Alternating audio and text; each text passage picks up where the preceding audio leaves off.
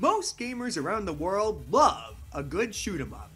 The primordial basics of game design were born with games like Space Invaders, battling at the edge of your seat, relying on nothing but your quick thinking and lightning reflexes. There's nothing better than dodging certain death with your quick wits and quicker fingers, especially when those games mesmerized you with eye candy every step of the way. Less gamers care about how pretty their games are exactly, as long as they're pleasing to the eye and play well first and foremost. But there are a good chunk of people out there that'll drop thousands of dollars on the latest graphics cards to get an extra 15 frames per second out of the hottest new video game. And you better believe that was the case in the arcade era too. Arcades often offered you games that you just didn't get to play anywhere else. Their more expensive, more sophisticated hardware allowed games like Hang-On to exist. Huge attractions that you probably don't have room for in your house, even if you could afford the cabinet. So people would dump hundreds of quarters into these whenever they got the chance to. People are captivated by high-tech photorealism. It had a ripple effect on traditional games that were also using standard cabinets too. Games needed to do more in order to stand out from the crowd, so the genres that were born started to evolve along with the times to keep themselves relevant. Gems like Darius and Ikari Warriors were coming out with innovative new mechanics in order to distinguish themselves from Galaxian and add more strategy to formerly simplistic gameplay, giving you good reasons to replay them because they look nice and keep you thinking if you decide to return to them in the future. During the goldmine of bigger games, Taito decided to step into the ring with a brand new game called Darius, fresh off the heels of big successes like Bubble Bobble. They threw their hats and their cash into the shooting game ring, with this ginormous cabinet rocking 2 headphone jacks with stereo sound and a vibrating seat that corresponds to the action happening on the screen, making every other game quiver at the mere sight of this manufactured beast. You think you're hot stuff? You! I got 3 screens! Anyone that was lucky enough to play Darius back in the day never forgot it. It was just as rich as hearing Smaug's roar echoing through the movie theater as he unleashed his fury. Darius became an instant classic with gamers and journalists all around the world, joining the ranks of the shooting elite in no time at all. That was then. Now, as of 2021, arcades are hard to come by, let alone a working Darius cabinet. But the legacy of the game still lives on thanks to Hamster's strong emulation efforts to preserve the greatest hits of the past, and the rise of classic game compilations on PlayStation 4 and Nintendo Switch.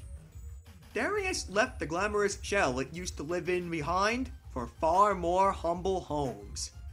The only question is, how well does Darius hold up without any formalities? I dove in to find out.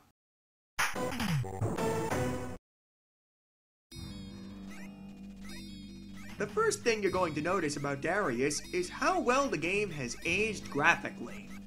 If we're judging the game on its graphics and nothing else, this game would be as timeless as the magazines claimed it would be. Just take a look at these landscapes enhanced by parallax scrolling. Dang, this game looks good. You get a few moments to admire every scene before you're thrown into the action, so there's rarely any dead air if you're an onlooker either. Don't think the glamour is limited to the locales you fly around in either, because most enemies in the game, even these throwaway security cameras that fire spurts of bullets at you when they see you, have several frames worth of animation dedicated towards turning around fluently. All the glitz is wrapped up and packaged together neatly, with consistent, stylish sci-fi theming inspired by Star Wars and Buck Rogers that goes as far as the introduction before you've even begun the game. They made up mumbo-jumbo to describe the capabilities of your ship. This scene probably more than likely inspired the opening of Mega Man X. But the regular presentations, not even the tour de force this series would eventually be known for. It doesn't take long for you to get to the first boss area, and when you do, the game immediately blares alarms and flashes big menacing text at you to make you aware that something awesome is going to happen. Before you know it, the largest fish you could catch in a 1986 game comes out of the depths to fight you with everything they've got. Yeah! Nothing was ever this large or this fishy in any arcade game up until this point, and it would take an entire year until R-Type released and had an entire battleship taking up an entire stage to be outclassed. As for Darius, I'm going to re-emphasize a reason you can't keep your eyes off of it. There's a robo-shark shooting lasers out of its mouth. That's kick-bass! Taito pulled out all the stops to make this game look as cool as humanly possible, and they succeeded with flying colors. But that came at the expense of everything else, including the gameplay. Darius is a game that favors style over substance, but that's not necessarily a bad thing because that approach has many pros to it. Its goal, first and foremost, was to wow you with its visuals rather than engaging you with complex, challenging game mechanics. So it goes back to the basics established by Xevious and Galaga, released many years earlier.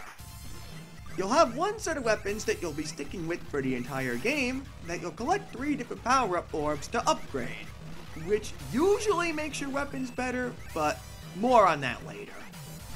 To complement that, the fodder enemies that you face throughout the stages shoot semi-randomly, boiling most of these levels down to a whack-a-mole test of your reflexes, with some exceptions thanks to the fixed level design allowing for strategic positioning.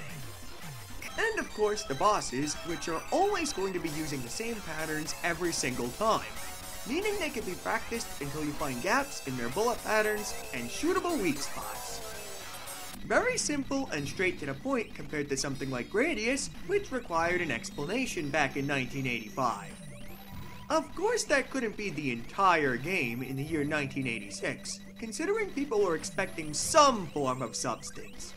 And that is where this game's design allowed the development team to make more content compared to more involved projects. Less testing needed to be done on every single stage because the quality assurance team only had to worry about one weapon, not 3 or 4, and that meant they could focus on more stages rather than weapon balancing. Taito ended up making a very long game. They crammed an impressive 28 levels into Darius, but it would obviously cheese off arcade operators if you were able to play them all in one go. So they took a hint from racing games like PX1 and divided the game up into selectable routes, which is the other feature that would distinguish this series from other shoot-em-ups along with its giant fish. Even if you beat the game, you have a good reason to replay it if you want to see absolutely everything the galaxy has to offer. Because the varied endings aren't much, but the journey there offers you good replayability. Dare I say, it probably opened up the door to introduce this concept into other genres later on down the line. RPG games like Phantasy Star 3 used a similar concept to this too. While we're on the topic of progressive design, this was one of the earliest shoot-em-ups to have a built-in auto-fire switch that operators could enable, which was way ahead of its time when games like Gradius and Star Force required you to mash the button like a madman. It makes Darius accessible to people with carpal tunnel or any other condition that prevents them from mashing a button rapidly. And this streamlined design is where shoot-em-ups will head towards in the future. Last but definitely not least, your ears are going to be blessed by some of the best compositions you'll ever hear out of an FM synthesizer, courtesy of Taito's in-house music group, Zontata. There are 14 songs scattered throughout the game, one song reserved for each general stage theme, but you'll want to listen to all of them because they are full of energy and adrenaline, super fitting for a shooting game. Some of my personal highlights include Cosmic Airway and Captain Neo, which you should have a free sample of.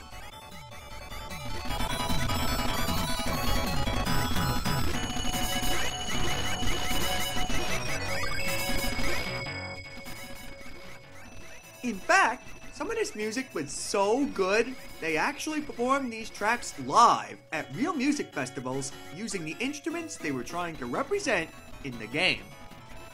All in all, Darius has enough going for it to make a nice laundry list of positives that puts your gaming thrusters on cruise control for awesome. There's a lot to love about this rather fishy game. But I'm not looking at this game through fanboy goggles like I did when I first discovered it as a child. Darius, for everything it does well, has some pretty glaring flaws that make the game show its age more than anything else.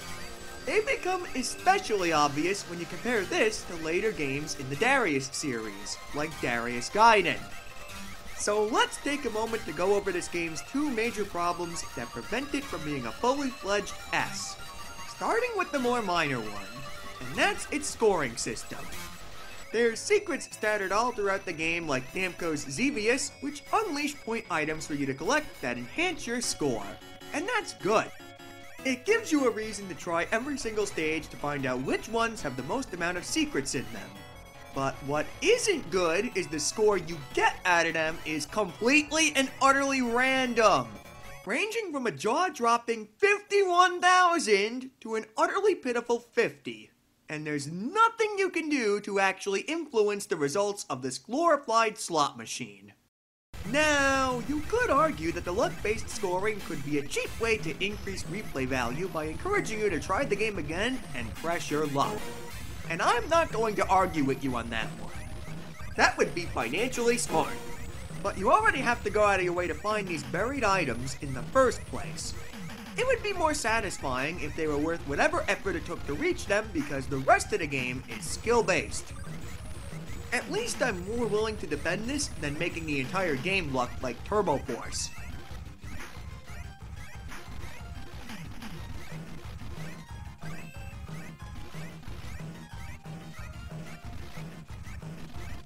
The other problem is pretty inexcusable though, and it's the same problem that a lot of early shoot-'em-up games suffered from when early game devs were figuring out game balance. Unfair checkpoint recoveries. Although in this game's case, I'm not sure if these checkpoints were intended to be as unfair as they are. Darius' challenge curve is fairly comfortable throughout the entire game and ramps up at a good pace without any sudden difficulty spikes. Only if you haven't died anywhere after stage 3. You see, Kaido actually had a good idea on their hands to ensure you didn't get screwed when you suffered a death penalty. If you collected 7 power-ups and filled up the meter, the next power-up becomes permanent, and you start every single new life with your upgraded weapons. But they screwed up and probably mistyped something in the code when they worked on the laser upgrade. You have this nice little 3-bullet spread when you max out the starting missiles, and that gets downgraded to this squiggly line that's absolutely inappropriate for dealing with the patterns ahead of you. It pretty much forces you to do a deathless run of the whole game, because you either upgrade to the laser and have to suffer with that permanently, or keep the default weapon and get downgraded to a weak pea shooter if you lose a life anywhere. Thankfully, you're not out of luck. They got a ton of complaints about the laser back in the day, so a few months later, we got an official patch. Way before balancing patches and updates were easy to come by or normalized in the game industry. Darius Extra version, which is included on the PlayStation 4 port for your enhanced experience. There's a handful of changes made to fix some bugs and oversights in the original version, but most importantly, the laser's damage was magnified tenfold, finally making it worth using and fixing the difficulty curve in the process. Yes! It doesn't seem like such a significant change, but when they made the laser an upgrade rather than a downgrade, it had a ripple effect and made the entire game easier, putting it closer in line with Gradius 1 by having checkpoints that are actually manageable. That's the definitive version of Darius that holds up remarkably well. And those balance updates are also carried over to all the home console ports of the game as well, making them better products after the additional work was done on the arcade version. It just goes to show you that, even in the golden age of arcade games, developers didn't stop working on their games as long as they had enough hard drive space for the source code.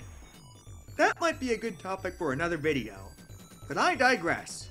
We got the version of Darius that's as good as I remember, and that's enough for me.